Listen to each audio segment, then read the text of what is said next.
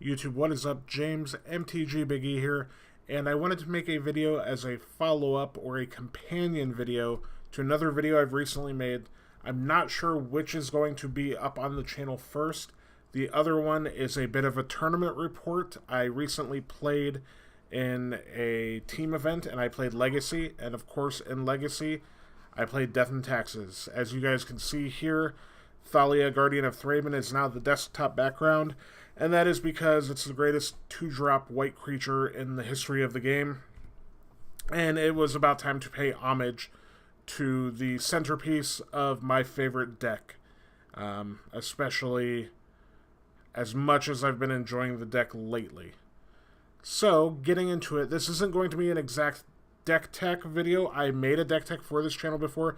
This is just an update and my current list, as well as some other options that are available to you. Sort of a primer on Death and Taxes as opposed to just a deck tech.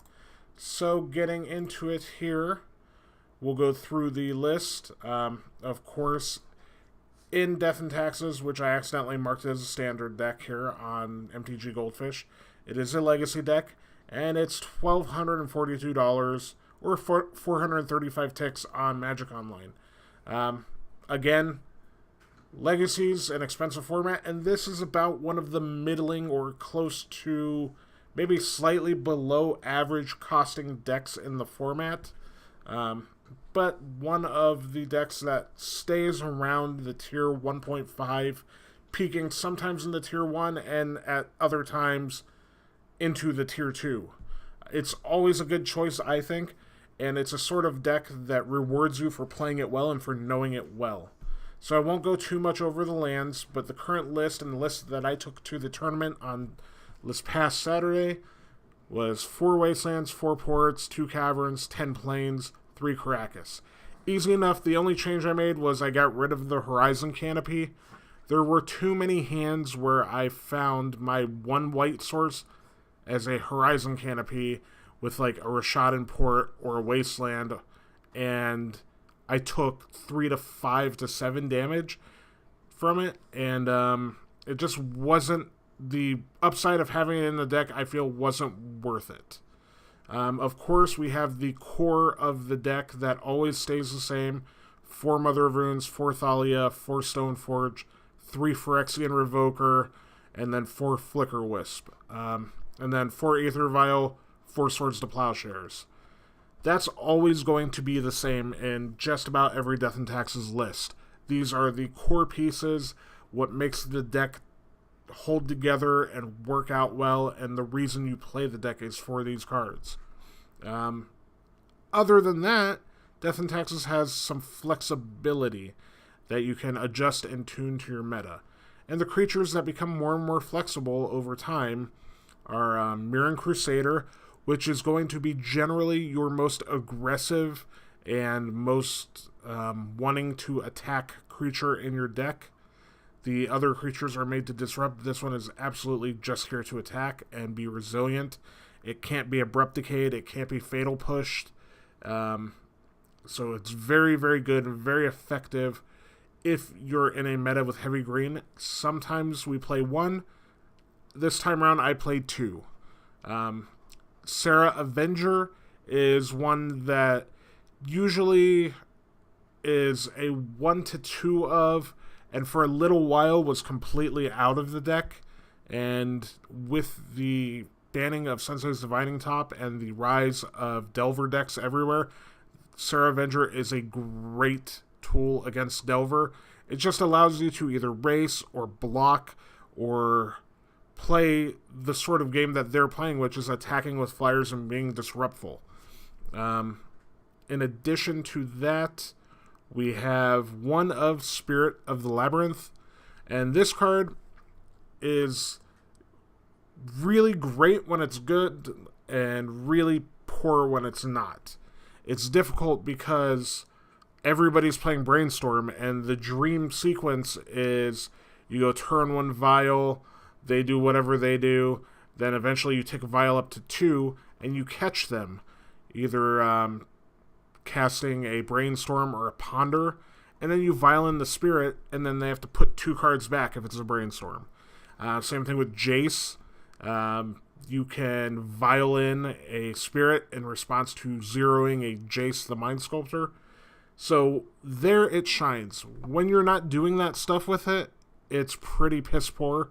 It's another 3/1 that doesn't do a lot and is easy to kill, and it doesn't have evasion or flying, so it doesn't attack very well. So it's just going to die in combat or become a tool to trade with one of their guys, which is not really where you always want to be. We put it in as a one of, again, because I was expecting things like Delver and like 4-color control mid-range decks.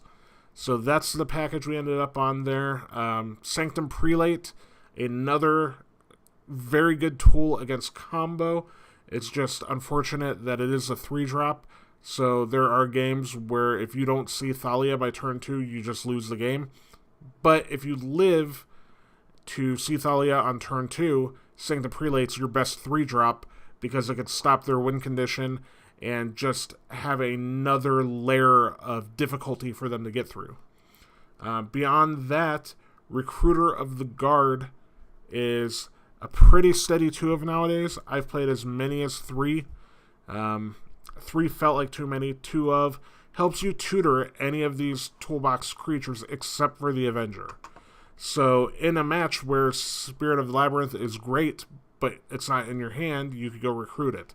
Same thing with Sanctum Prelate. You could recruit your Mirran Crusaders. It's very good at that sort of thing, and it recruits every single one of our core creatures in the deck. Beyond that, we have the basic equipment package for Stoneforge Mystic, Batterskull, Jitte, and Sword of Fire and Ice. These are the stock equipment. They're always going to be in your Death and Taxes deck. I know some people that do play around with other equipment. I sideboard into Sword of Light and Shadow, which I'll talk about in depth here in a minute. But this is the big 3. These are going to be good in most matchups, and very rarely will you trim on any of them.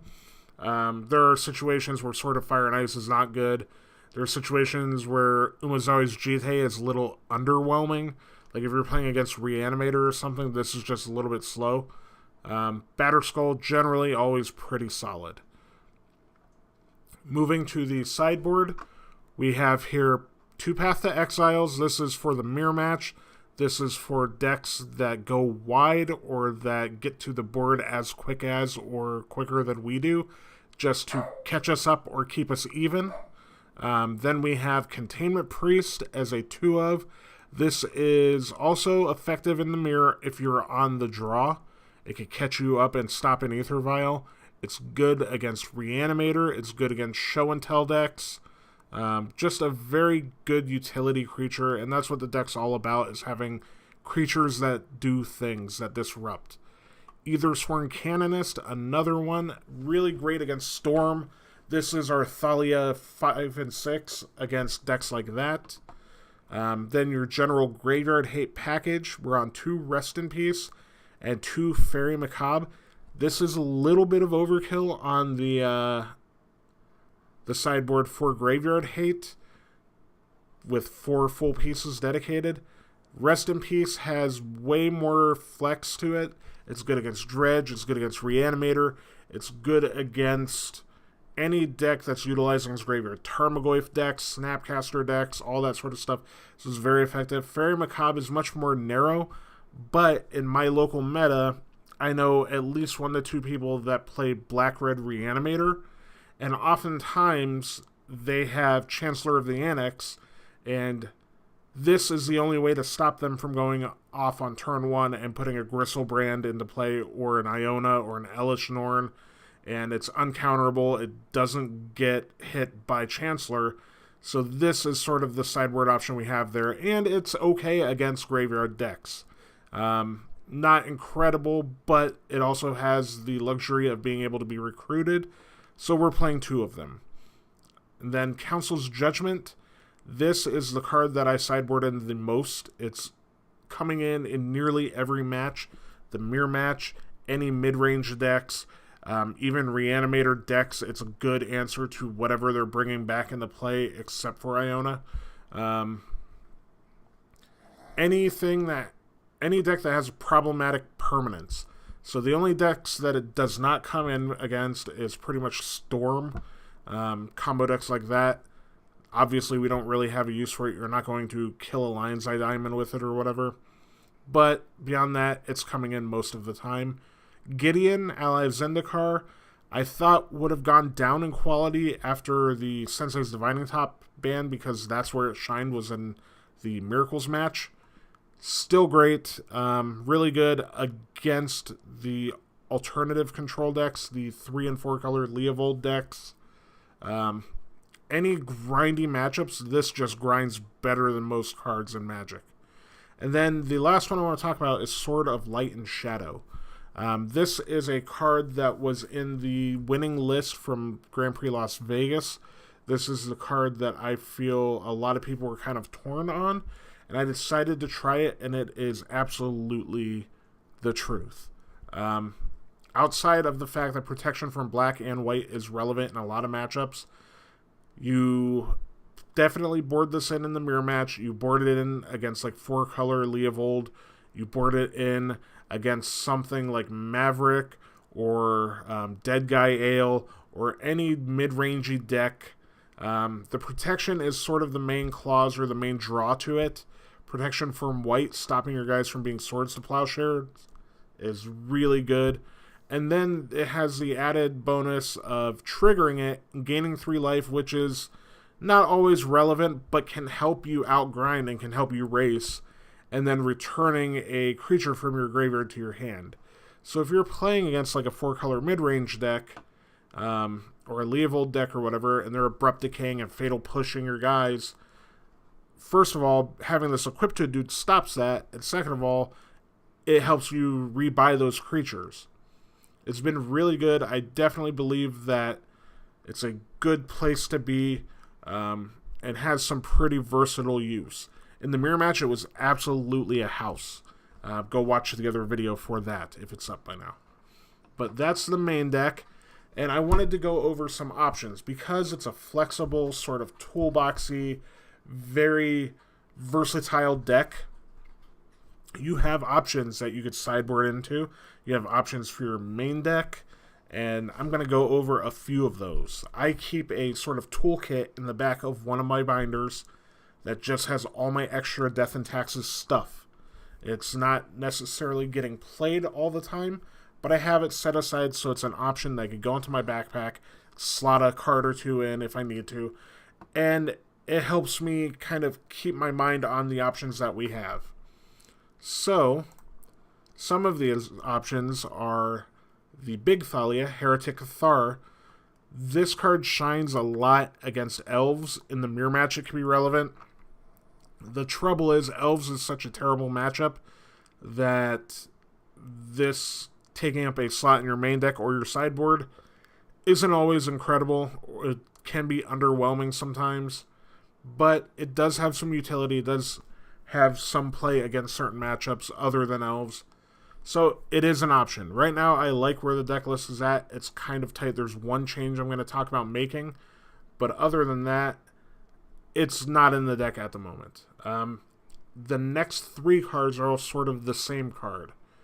Banisher Priest, Palace Jailer, and Mangara of Corondor. They're all creatures that exile other creatures and put a stop, like Oblivion Ring type creatures. I used to be on Banisher Priest, and some number, like one of either Banisher Priest or Mangara of Corondor. I don't know how to say that still. I trimmed to make the deck a little more aggressive, and it feels bad to have one of these blown up. Not so much Mangara, but Banisher Priest blown up and them get their guy back.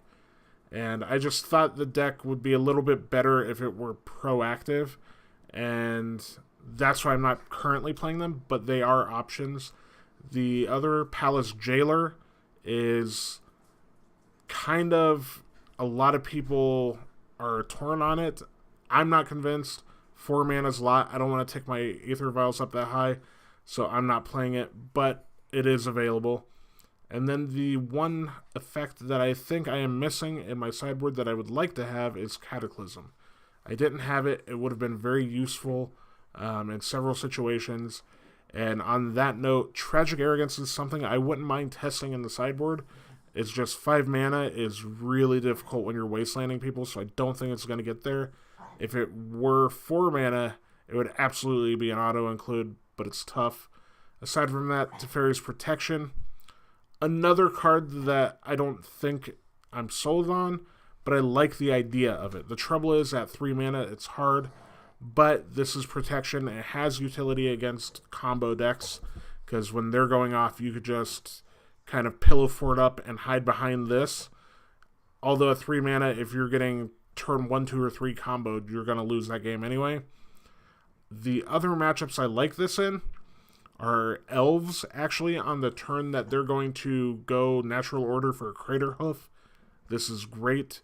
It just makes it so you can't lose that turn, and then you could try to rebuild and figure out the puzzle of how to win the game the next turn. And then, like, any decks that are boarding in, like Toxic Deluge, or that are playing Massacre and stuff like that, sweepers, this protects your guys. So there is flexibility there, but I'm just not convinced at 3 mana it's any good. That is pretty much where I am at with the deck right now at this moment. The trimming that I would have to do is probably 1 Faerie Macabre for the Cataclysm. That's the adjustment I'm making. Other than that, I think the deck is pretty well tuned and in good shape. Those who aren't aware, and this is an unsolicited shout out I'm giving to a guy named Philip Gallagher, who runs a website called the Thraben University, and it's just thrabenuniversity.com. This entire website he's assembled here is everything Death and Taxes. It has deck lists from recent tournaments. It has guides to sideboarding and your matchup guide. It has even articles and guides on splashing different colors if you want to try to splash red for Magnus of the Moon, or splash green and go Maverick with it, or something like that. It has all sorts of information and articles, and this helped me quite a bit in tuning my list and figuring out where my weaknesses and strengths were. So, if you watch this video, I will link down below Thraben University. Check those guys out if you play Death and Taxes and didn't know about it. I played against a dude that was playing Death and Taxes. We played the Mirror, and he had no idea, and I put him onto it, so hopefully he checks it out. This is where I got the tech of playing the Sword of Light and Shadow in the sideboard, and without the information here, I would be a little more in the dark about some of the tools that we have access to. So, that being said, that is all I got. Death and Taxes and Legacy. This is sort of your primer, your toolbox, your informative video, deck tech sort of thing. Hopefully, you guys, if you pick it up, you enjoy the deck the way that I do. It's one of the most rewarding decks I've ever played in any format since I've been playing Magic. And I look forward to hearing about your experiences and how you're doing with it and the tech that you've brought to it. And let me know down in the comments below. And then like, subscribe, share, tell a friend, whatever. We've got a good community and a lot of people here that enjoy all different formats of Magic. And I make all sorts of content, deck techs included, tournament reports, opinion pieces, stuff like that. So we try to keep it pretty informative. Either way, I'll talk to you guys again soon, and thank you very much.